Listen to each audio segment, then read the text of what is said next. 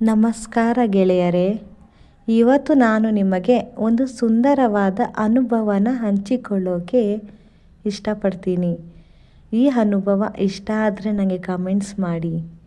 ಆ ದಿನ ಮಳೆಯಲ್ಲಿ ಅವನ ಜೊತೆ ಆ ಸ್ಪರ್ಶ, ಆ ಮುತ್ತಿನ ಚುಂಬನ, ಅವನ ಆ ತಬ್ಬಿಕೊಳ್ಳುವಿಕೆ ಎಲ್ಲವನ್ನು ನಿಮ್ಮೊಂದಿಗೆ ಹಂಚಿಕೊಳ್ತೀನಿ.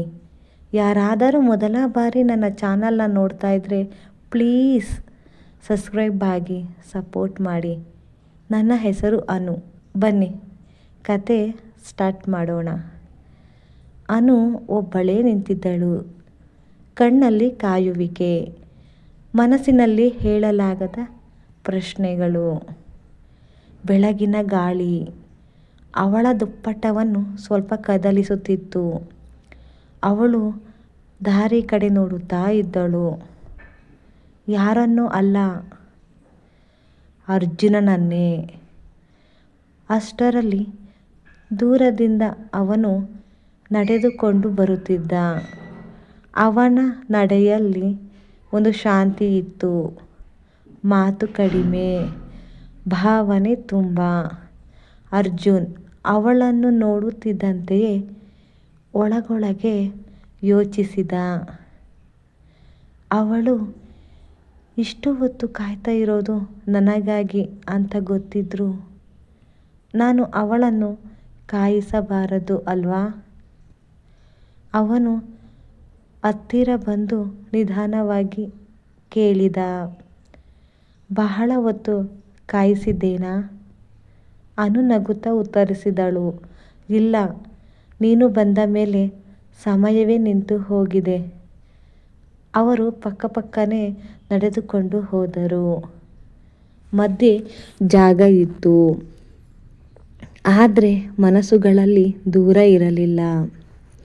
ಅರ್ಜುನ್ ಹೆಚ್ಚು ಮಾತಾಡುವವನು ಅಲ್ಲ, ಆದರೆ ಅವನು ಮೌನವಾಗಿರುವಾಗಲೇ ಅವನ ಮನಸ್ಸು ಜೋರಾಗಿ ಮಾತಾಡುತ್ತಿತ್ತು.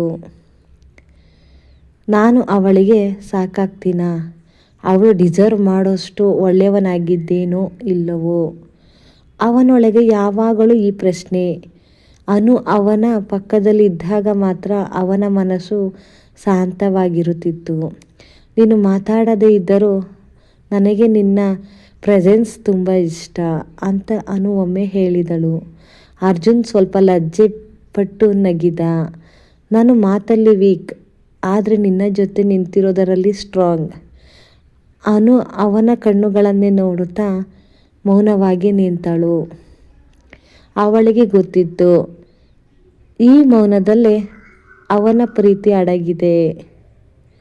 ಒಮ್ಮೆ ಅನು ನಿಧಾನವಾಗಿ ಹೆಜ್ಜೆ ತಗ್ಗಿಸಿದಳು.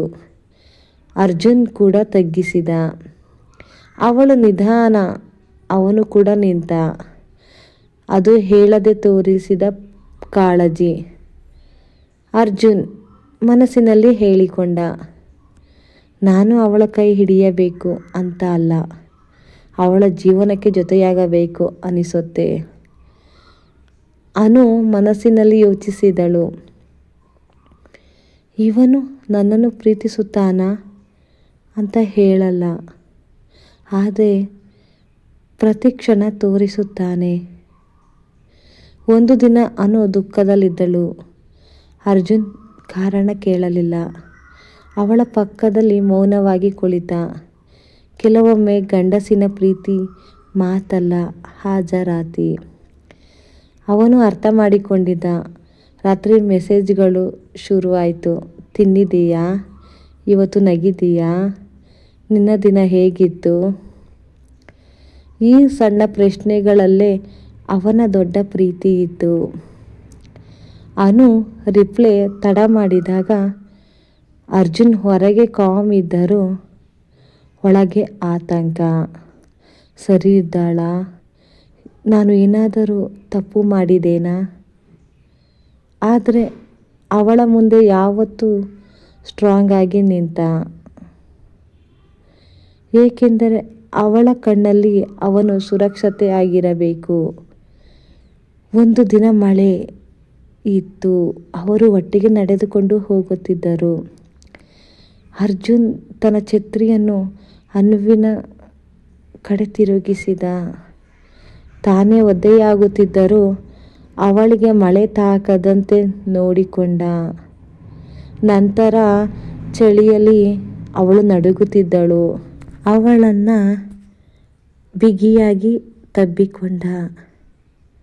ಆಮೇಲೆ ಅವಳ ಸೀರೆಯ ಮರೆಯಲ್ಲಿ ಇದ್ದ ಅವಳ ಸೊಂಟನ ನೋಡಿದ.